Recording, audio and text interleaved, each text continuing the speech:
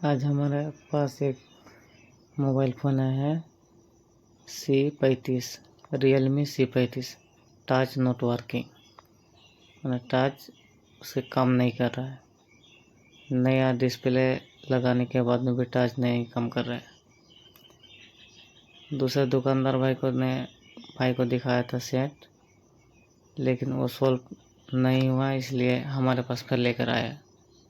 तो मैंने टच के जो कनेक्टर में आगे चेक करेंगे उसमें सब जार आ रहे हैं कि नहीं है, प्रॉपर जार, क्योंकि कनेक्टर में जार एक भी अगर मिसिंग रहेगा तो टच नहीं काम करेगा। इसलिए टच की लाइन को फर्स्ट में डिस्प्ले कनेक्टर के में चेक करना चाहिए, उसमें ठीक से जार आ रही है कि नहीं आ रही है। तो मैंने यहाँ पर पूरा लाइन ट्रेसिंग करने के बाद में मुझे पता चला इस पर फॉल्ट है, जो CLK की लाइन है, जो क्लॉक लाइन है, क्लॉक लाइन की सप्लाई नहीं आ रही है डिस्प्ले कनेक्टर में। और क्लॉक लाइन जो CPU से डायरेक्ट मैंने आ रही है डिस्प्ले कनेक्टर में, तो इसलिए CPU को निकालना पड़ेगा। तो हमने CPU को नहीं लेगा, बाकी सभी लाइन ट्रैक ठीक है, GR आ रही है सभी लाइन में। इसलिए जो CLK लाइन है क्लॉक लाइन का, मैंने CPU को डिलीट कर दिया है। डिलीट करने के बाद में वहीं से एक जंपर निकाल के डायरेक्ट डिस्प्ले कनेक्टर में जोड़ देंगे। और डिस्प्ले कनेक्टर में जब जोड़ने के बाद में जब जार आ जाएगा तब हमारा डिस्प्ले काम करेगा। क्योंकि अगर क्लॉक लाइन में जार नहीं आएगी तो CPU से, तो हमारा CPU वर्क भी नहीं होगा और टच काम भी नहीं करेगा। इसलिए डायरेक्ट मैंने CPU निकालेंगे तो थोड़ा काम भी लंबा हो जाएगा, इसलिए थोड़ा ड्रिलिंग करके वहीं से पॉइंट जब माइक्रो जंपरिंग कर देंगे। माइक्रो जंपरिंग करने के बाद में साइड में निकाल के वहीं से जंपर लगा कर देंगे डिस्प्ले कनेक्टर में, क्योंकि CPU निकालने का कोई ज़रूरत ही नहीं है, क्योंकि एक ही लाइन ब्रेक है। अगर इसमें 2-3 लाइन ब्रेक हो जाता तो मुझे CPU निकालना पड़ता। CPU को निकाल के रिबोलिंग करने के बाद में दोबारा से रिबोलिंग करने के बाद में डालना पड़ता।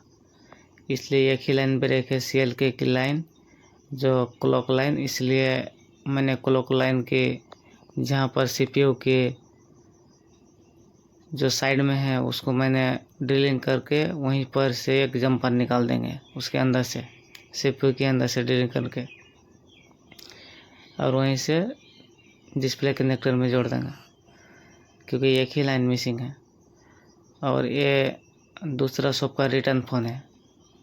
दूसरे दुकानदार भाई को दिखाया था, वो बहुत डिस्प्ले चेंज किया, चेंज करने के बाद में भी नहीं हुआ। इसलिए मैंने भी नया डिस्प्ले लगा के चेक किया तो का टच काम नहीं कर रहा है। इसलिए मैंने डिस्प्ले कनेक्टर में मैंने चेक किया, उसमें वैल्यू बाजार सही आ रही कि नहीं आ रही है। तो मैंने चेक किया, जो CLK की लाइन है क्लॉक लाइन, उसमें GR नहीं आ रही है, उसमें 0-0 आ रही है, कोई भी रीडिंग नहीं है उसमें। और बाकी सभी लाइन में रीडिंग आ रही है। इसलिए CLK लाइन डायरेक्ट CPU से आ रही है। इसलिए CPU ना निकाल के मैंने ड्रिलिंग करके मैंने वैसे माइक्रो जंपरिंग करके डायरेक्ट डिस्प्ले कनेक्टर में वहीं से जंपर कर देंगे, हमारा काम बन जाएगा। क्योंकि अगर CPU निकालेंगे तो टाइम भी ज़्यादा लगेगा, और ब्लैक पेस्ट है, CPU निकालने के टाइम में फिर रिस्क भी हो जाएगा कि सेटलमेंट नहीं होगा। CPU निकालने से भी कोई रिस्क नहीं होगा, लेकिन टाइम लग जाएगा ज़्यादा। इसलिए डायरेक्ट मैंने माइक्रो जंपरिंग CPU को ड्रिलिंग करके माइक्रो जंपरिंग करके मैंने डिस्प्ले कनेक्टर में वहीं से एक तार जंपर कर देंगे, कि एक ही लाइन हमारा ब्रेक है।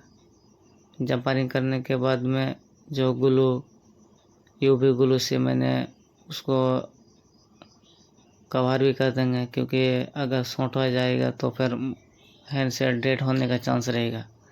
इसलिए UV मशीन से मैंने कवरिंग कर देंगे उसको। कवरिंग करने से हमारा सेफ्टी हो जाएगा और कोई दिक्कत भी नहीं होगा कस्टमर का भी, और बहुत ज़्यादा दिन यूज कर सकते कर सकेगा। इसलिए मैंने जो वायर है मैंने ड्रिलिंग करने का वीडियो नहीं रिकॉर्ड किया, क्योंकि उसमें ड्रिलिंग करने में थोड़ा टाइम लगेगा और समझ के ड्रिलिंग करना चाहिए, क्योंकि इधर उधर ड्रिलिंग हो जाएगा तो और दूसरा कोई प्रॉब्लम हो सकता है। अगर CPU ख़राब हो जाएगा तो पूरा सेट ही हमारा हैंडसेट R1 नहीं होगा, डेड हो जाएगा। इसलिए थोड़ा समझ के काम करना चाहिए। मैंने जंपरिंग कर दिया, माइक्रो जंपरिंग, उसके बाद में UV मास्किंग से उसको कवरिंग कर देंगे। कवरिंग करने के बाद में वहीं से एक जंपर निकाल के डायरेक्ट डिस्प्ले कनेक्टर में जंपर कर देंगे। उसके बाद में हमारा वहाँ पर GR आ जाएगा। GR आने के बाद में हमारा काम हो जाएगा और टच भी काम करेगा। इसलिए जो भी टेक्नीशियन काम करने के आगे में क्या क्या प्रॉब्लम है उसका सही से फॉल्ट फाइंडिंग करना चाहिए, क्योंकि फॉल्ट फाइंडिंग नहीं करेगा डायरेक्ट CPU को निकाल देगा। CPU निकाल के काम बढ़ जाएगा, CPU निकाल के फिर डालेगा, काम भी ज़्यादा हो जाएगा। इसलिए डायरेक्ट आगे कहाँ से प्रॉब्लम है, प्रॉब्लम को और माइक्रो जंपरिंग करने के टाइम में थोड़ा सावधानी बरतना चाहिए, क्योंकि इधर उधर एक भी अगर ट्रैक मिसिंग हो गया तो सेट डेड होने का चांस रहेगा। इसलिए माइक्रो जंपरिंग करने का टाइम में भी थोड़ा सावधानी बरतना चाहिए। और डिस्प्ले कनेक्टर में मैंने जंपरिंग कर रहे हैं, वैसे जंपरिंग करेंगे। हमारे फिर GR देखेंगे GR आ रही है कि नहीं आ रही है जंपरिंग करने के बाद में। अगर जंपरिंग करने के बाद में हमारे GR वहीं से आ गए तो हमारा टच भी काम करेगा। इसलिए मैंने CPU को नहीं निकाला, नहीं तो CPU भी निकालना पड़ता। हमारा माइक्रो जंपरिंग हो गया है। अब बोर्ड में फिटिंग करके और वैल्यू देख लेंगे हमारे GR आ रहे कि नहीं आ रहे कनेक्टर में। जो CLK की लाइन था उसमें वैल्यू नहीं आ रही थी, GR नहीं आ रहा था, इसलिए अब GR भी प्रॉपर आ रही है।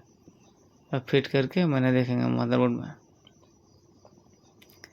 और नया डिस्प्ले ये है, क्योंकि मैंने वो दूसरे शॉप में दिखाया था, उस डिस्प्ले को भी निकाल दिया है।